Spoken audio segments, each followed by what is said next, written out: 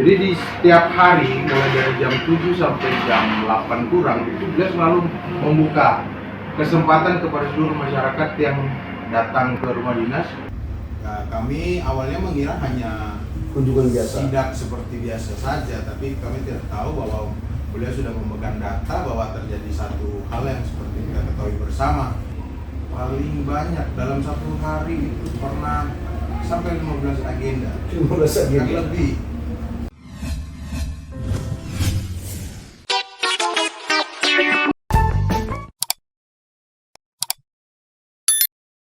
Oke, Seju, sahabat jurnalis, hari ini orang ada dengan Kepala Bagian Protokoler dan Petitung, Albert Sergius. Selamat siang, Pak Albert. Nah, mungkin pertanyaannya sedikit mengenai tugas dan fungsi protokol yang akhir-akhir ini kelihatan Pak Wali semakin cantik dilihat. Nah, kita pikir ini tak lepas dari protokoler yang menghandle atau seperti apa? Baik, selamat siang Seju, selamat siang Bung Epang, semua rekan-rekan. Terima kasih, satu kebanggaan bagi saya untuk bisa masuk di dalam podcast orang-orang hebat ini. Jadi sekilas tentang tugas pokok dan fungsi dari protokol, sudah kita tahu bersama bahwa kita memang melekat pada tugas fungsi pelayanan pimpinan.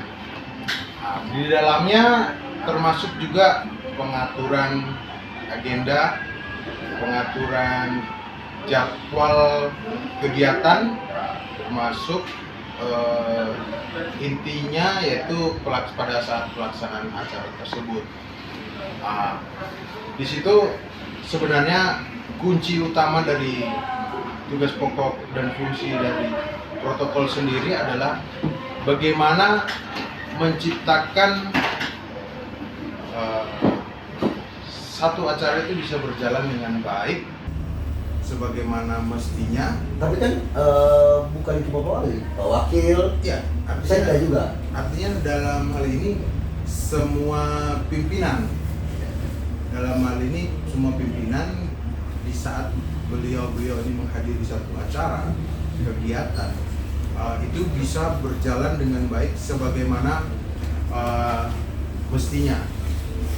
Kemudian juga maksud dari keberadaan protokoler ini adalah menjaga wibawa. Pertama wibawa pimpinan, dan yang utama adalah menjaga wibawa daerah. Siapa tadi? Iya. Jadi masuk ke, jadi kan banyak masyarakat yang belum tahu ini bagaimana ini atur jadwalnya wali kota dan wakil. Nah, kebanyakan masyarakat kan, oh kita suka beberapa dengan Pak Wali, orang langsung suka begitu. Nah, ini kan otomatis tiap hari itu ada puluhan orang yang suka diagendakan. Nah, itu mau atur bagaimana? Kebanyakan masyarakat kan, oh kita suka beberapa dengan Pak Wali, orang langsung suka begitu. Nah, ini kan otomatis tiap hari itu ada puluhan orang yang suka diagendakan. Nah, itu mau atur bagaimana?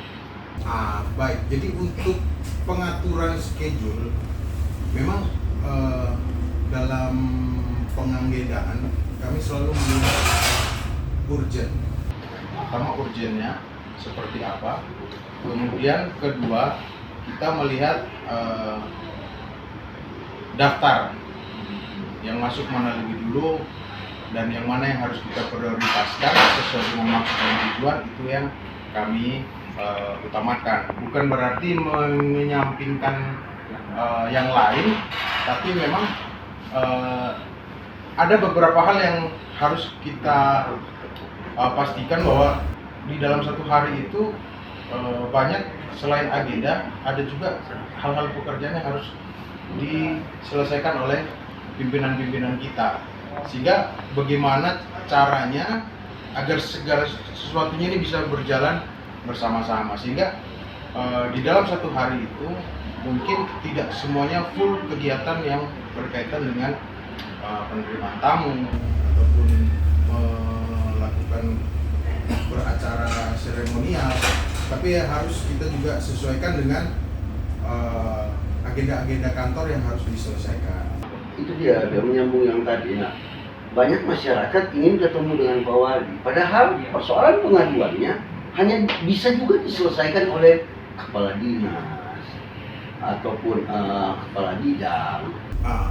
Betul, memang banyak hal-hal yang kita temui seperti itu. Jadi seakan-akan bahwa di saat belum bertemu dengan pimpinan itu buat masyarakat itu bukan satu solusi. Padahal sebenarnya ada beberapa perangkat daerah yang ada di dalam pemerintah Kota Bitung ini yang sebenarnya memiliki kompetensi untuk hal seperti itu, apalagi menyelesaikan persoalan, apalagi misalnya di saat keluhan-keluhan mereka terkait dengan hal-hal teknis. Sebenarnya lebih efektifnya, lebih bagusnya memang ke pejabat-pejabat yang terkait langsung. Mungkin di situ akan segera dapat solusinya, akan segera dapat jalan keluarnya. Misalnya kalau kayak terkait masalah sosial, itu kan lebih tepatnya bisa langsung ke dinas sosial, karena yang pasti kepala dinas tersebut sudah tahu solusi apa yang harus diberikan terhadap persoalan. Ya, fenomena ini dia yang kita pikir apakah ini tidak mengganggu aktivitas Pak Wali ketika, atau emang dinas-dinas ini yang kurang proaktif atau kurang membuka diri sehingga masyarakat lebih suka ke Pak Walinya daripada ke dinasnya, atau? Kalau menurut kami sih itu memang bukan kalau untuk menghambat sih menurut kami tidak, karena itu juga sudah menjadi satu tanggung jawab yang harus dilaksanakan oleh pimpinan, di mana masyarakat Kota Bitung taunya mengadu atau melaporkan permasalahan melalui beliau-beliau tersebut. Tapi kan memang masih semacam apa ya kalau dibilang, bukan tidak percaya, tapi mereka punya rasa percaya diri yang lebih ketika berhadapan langsung dengan pimpinan, karena pastilah akan mendapatkan solusi. Padahal sebenarnya di saat masyarakat pun langsung menuju kepada dinas terkait, hal yang sama yang akan didapatkan, itu ada solusi yang pasti akan diberikan. Nah, mungkin Anda punya data nggak? Paling banyak Pak Wali itu dia agenda acaranya berapa banyak? Dan sampai jam berapa? Dan jam berapa sampai jam berapa? Yang paling banyak Paling banyak dalam satu hari itu pernah sampai 15 agenda. 15 agenda. Yang lebih. Paling banyak dalam satu hari itu pernah sampai 15 agenda. 15 agenda. Yang lebih. Dimulai dari jam 7 itu sudah menerima tamu, itu agenda rutin beliau. Ya, jadi mungkin untuk masyarakat yang belum tahu,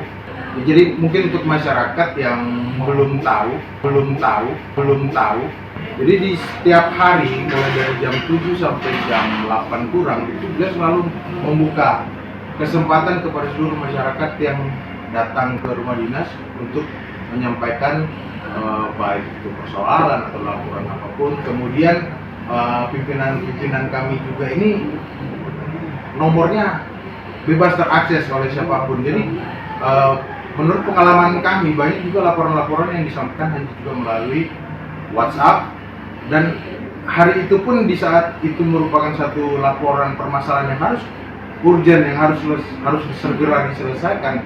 Saat itu juga pimpinan langsung memberikan arahan melalui grup WhatsApp para pejabat dan segera ditindaklanjuti.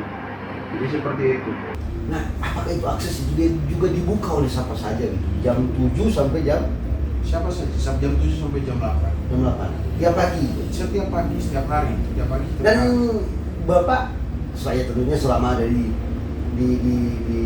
sini, di rumah nggak keluar daerah, beliau terima terima. Selama itu yang pasti dalam hari kerja. Ada syaratnya? Kalau syarat karena waktu-waktu lalu dalam situasi kita di tengah pandemi ini ya syaratnya Peduli lindungi itu ya?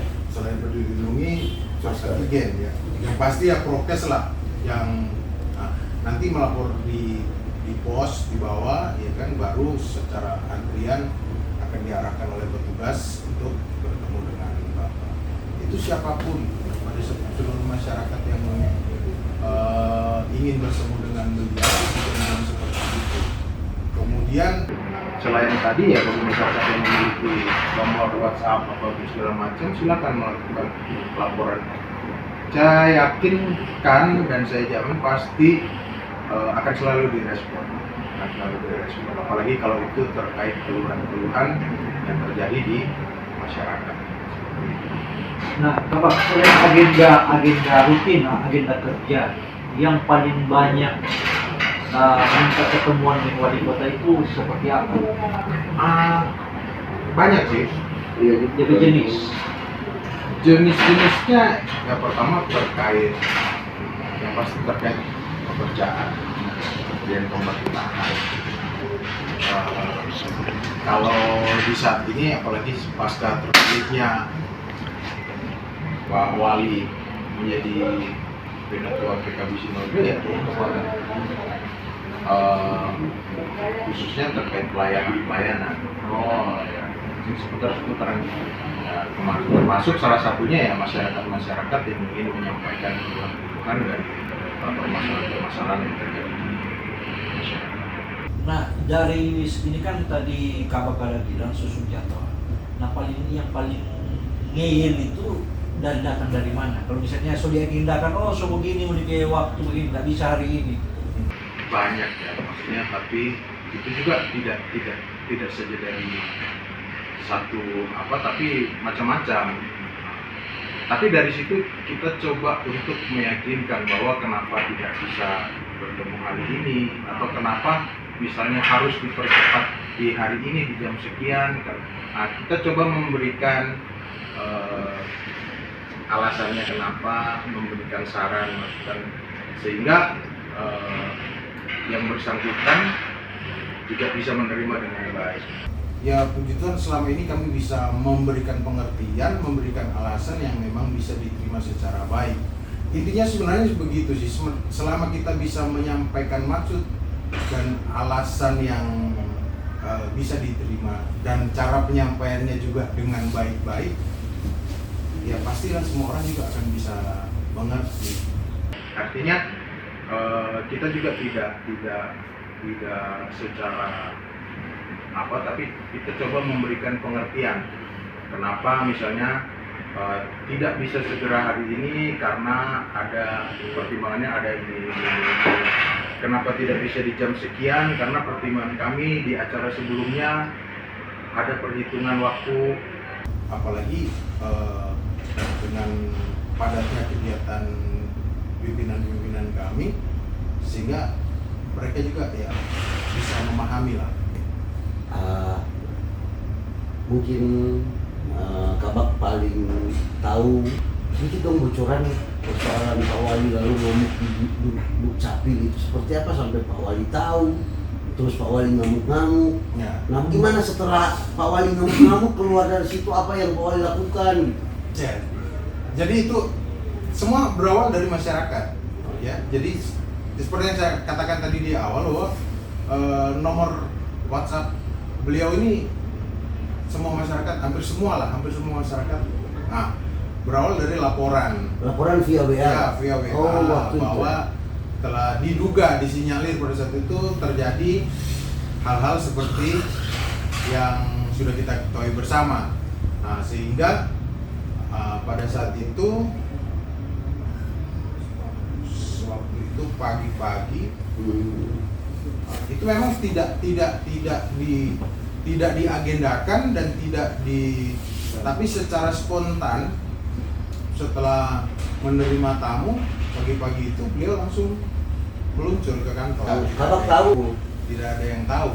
Kami hanya tahu bahwa agenda beliau adalah ke kantor.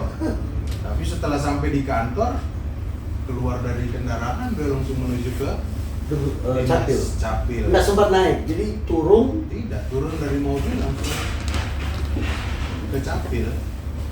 Nah, di saat itu maka terjadilah seperti yang Kaget nggak adik pas masuk terus meledak? ya, artinya kan semua tidak menduga.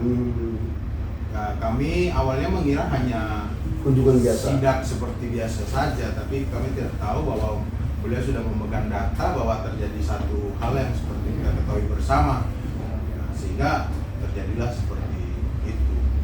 Nah, kemudian pasca dari kejadian tersebut memang langsung untuk dinas terkait, dan waktu itu yang saya ingat betul lah, beliau langsung menugaskan inspektur untuk melakukan pemeriksaan internal. Inspektorat. Ya, Inspektorat. melalui inspektur untuk memerintahkan inspektur untuk melakukan pemeriksaan Pemeriksaan. internal. Pas dia keluar langsung Iya. sampaikan ke Iya. protokoler. Iya, langsung suruh memerintahkan inspektur dan jajarannya untuk melakukan pemeriksaan internal. Oke, selama mendampingi Bapak ada berapa? Ya toh sebanyak kali atau itu pertama atau? Sudah beberapa kali, termasuk sidak-sidak. Beliau ini kan suka sekali yang indah, dalam arti kalau kantor itu Kotor, kotor, pica. ya. Artinya begini, keberadaan di dalam kantor itu kan bisa dilihat dari kondisi suasana.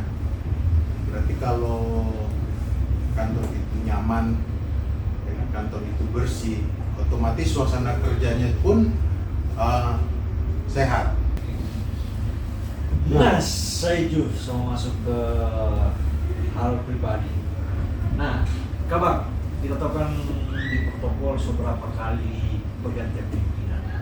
Nah, dari pergantian pimpinan ini apa yang paling menarik dan paling susah diatur dan menyibukkan dan itu mulai dari zamannya Hansor kan, Ya, almarhum. ya. Kesubak. Iya, Kesubak. tapi tetap protokol. Ya, ya. ya. Ya. Dari 3 pimpinan ini. Baik, jadi dari pengalaman kami selama ini memang setiap pimpinan pastinya memiliki karakter yang berbeda-beda.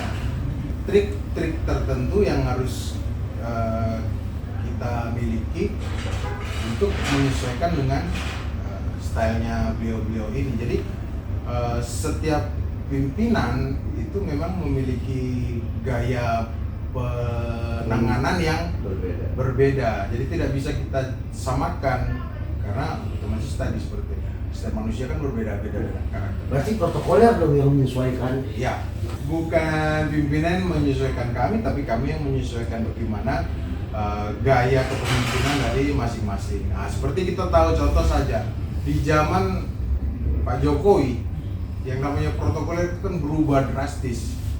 Yang dulunya memang benar-benar ekstra protokoler, tapi di saat ini bagaimana protokol bisa menyesuaikan dengan gaya kepemimpinan beliau, sehingga tidak ada lagi batasan antara masyarakat dengan presiden, tidak ada lagi batasan yang terlalu ekstrim. Apakah itu juga terjadi di sini antara SBY ke Jokowi, atau apa hal itu juga terjadi antara Pak Lomban dan Pak Morris?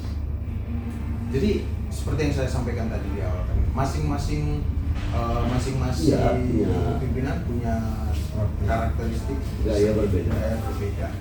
Tapi memang untuk sekarang lebih ke tidak ada pembatasan, dalam artian kami pun selalu menghandle atau melakukan pengaturan kegiatan itu selalu mengalir, tidak lagi terlalu protokoler, tapi tetap mengawasi sehingga acara ini bisa berjalan dengan baik. Tapi tidak ada lagi pembatasan-pembatasan bagaimana yang Sebelumnya. Ya, dalam artian begini, kalau untuk yang di masa sekarang, yang pasti Bapak ini sangat ekstra tepat waktu. Kemudian beliau tidak mau sekali membuat orang menunggu. Bahkan, contoh sama kayak tadi, acara tadi, jam 1 kurang 5 menit, beliau sudah berada di DPP meskipun masih Acaranya jam 1, undangan jam 1. undangan jam 1, jam 1 kurang 5. menit, beliau sudah berada di DPP meskipun beliau yang harus menunggu.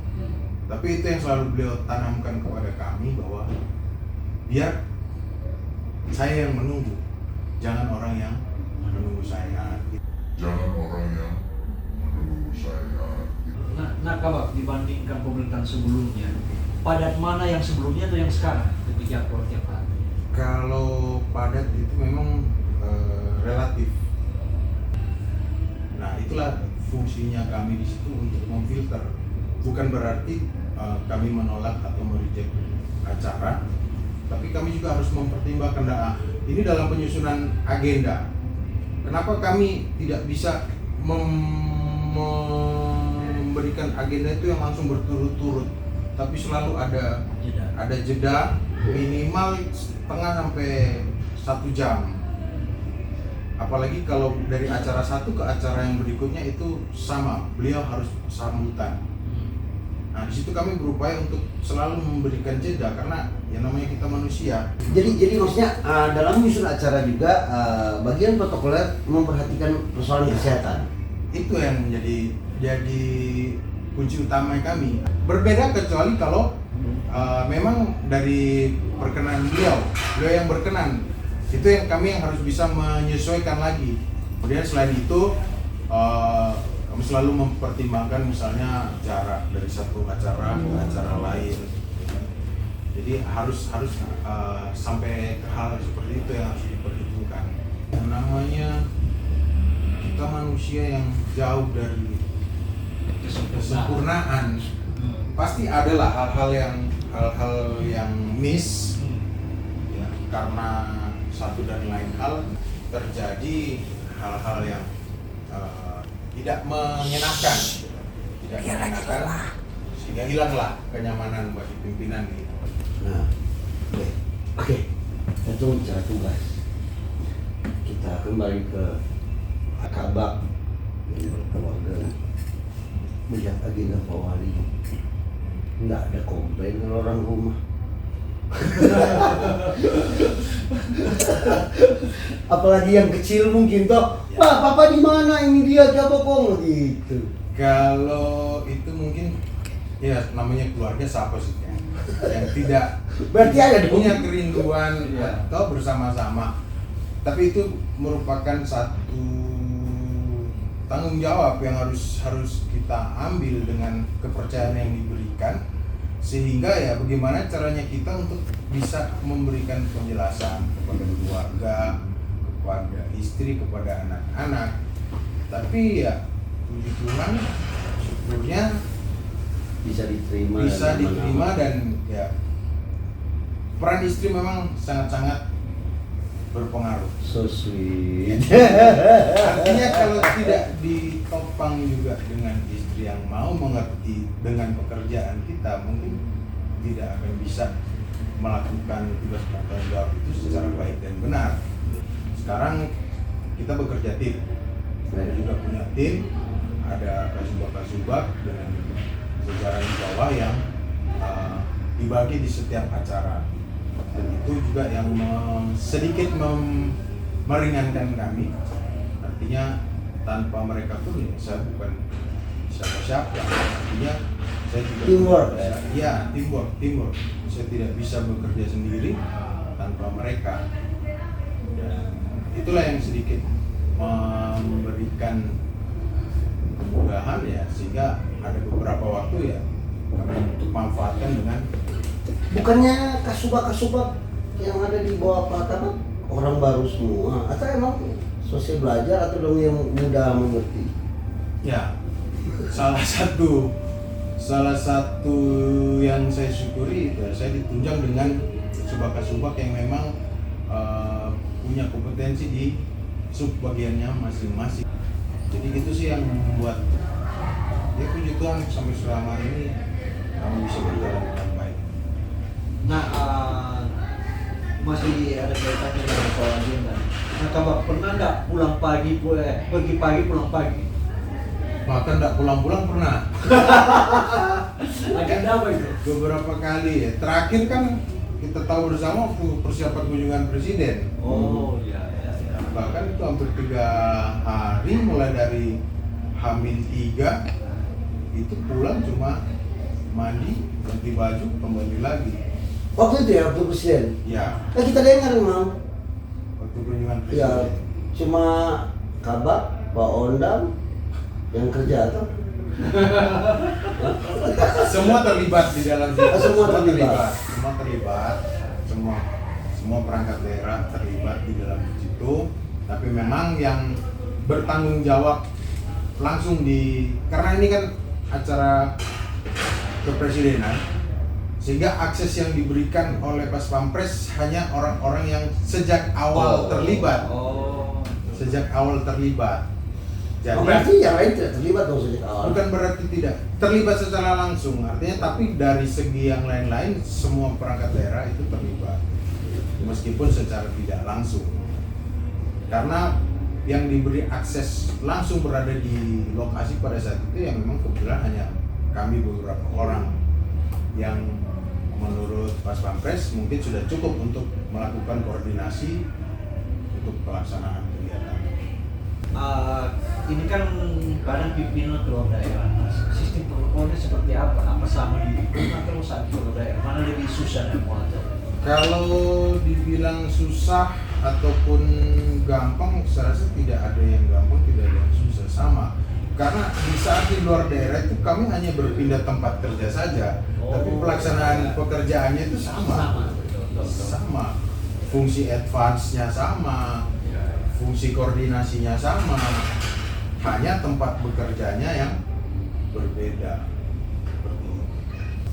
Nah, selain dua pimpinan ini, ibu juga masuk. Ibu masuk. Apalagi di saat acara yang bersamaan. Jadi posisi ibu itu kan melekat dengan jabatan bapak, sehingga bagaimana caranya perlakuannya itu memang tetap sama. Dan untuk beberapa kegiatan khususnya ibu pada saat berkegiatan di PKK apabila dimintakan dukungan personel protokol selalu kami berikan. Nah, Pak, ada lagi. Bapak, selain sosok kepala dengan atur jadwal, rupanya pakai kabel tangan juga wartawan kan? Ya. Nah, apa sih ini ada tantangan lain? Ya, nah, maksudnya susahnya atur ini wartawan bagaimana sekarang? Kalau Tambah beban kerja. susah tidaknya itu kan Dari tadi ini ada tuh susahnya, ada tuh ringan gitu. Berarti harus Datar tambah semua. bagaimana kan kembali ke kita sendiri, gimana caranya kita menyikapi sesuatu. Kalau kita mau bikin susah jadi susah, tapi bagaimana kalau kita mau membuat semuanya itu berjalan smooth, kan kita bisa melakukan segala sesuatunya itu dengan melalui komunikasi. Intinya komunikasi. Ya, intinya komunikasi saja. Bisa komunikasi ini bisa bertemu, ya tidak ada yang susah sih. Intinya jalinan komunikasi yang baik saja itu sudah bisa membuka jalan. Nah, dibantu dengan jajaran yang di bawah. Kembali lagi ke teamwork sih. Karena saya merasa saya bukan manusia super, saya bukan Superman ya.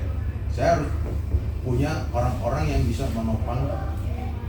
Yang pasti rekan-rekan juga adalah orang-orang yang sangat menopang dan membantu saya. Seperti itu. Oke, saya semua tidak ada yang susah, berarti usul ke Pak Wali dan Wakil Tambah beban maksudnya. tambah beban, penyapu jalan kasih masuk di sini Jo, atau penyapu jalan, kebersihan, tanpa ada kebersihan kasih masuk di sini. Yang pada Infrastruktur juga. kasih masuk di sini. pekerjaan bendungan gitu. Ya, PDAM kasih masuk di sini. Soalnya semua nggak ada susahnya. Boleh dihandle. Wartawan juga aman ya berarti. Ya tadi yang Abi bilang, karena kita sendiri punya teman-teman wartawan dan kita malah membahasakan lebih baik kita atur iblis daripada atur teman-teman PR. Tapi nggak susah. Begini nggak susah. Bagiannya susah. Makanya. Oke, thank you. Thank you. Sahabat Terima dan kasih. sahabat jurnalis, saya Jo, kita akhiri pembicaraan ini dengan satu kalimat: jaga kesehatan dan jaga kewarasan. Wacau.